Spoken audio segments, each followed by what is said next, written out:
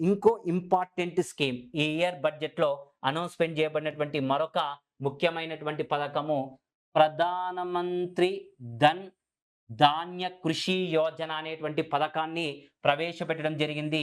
ఈ పథకము ద్వారా ఎక్కడైతే పంట ఉత్పాదకతలో వెనుకబడినటువంటి 100 జిల్లాలను ఎంపిక చేయాలి.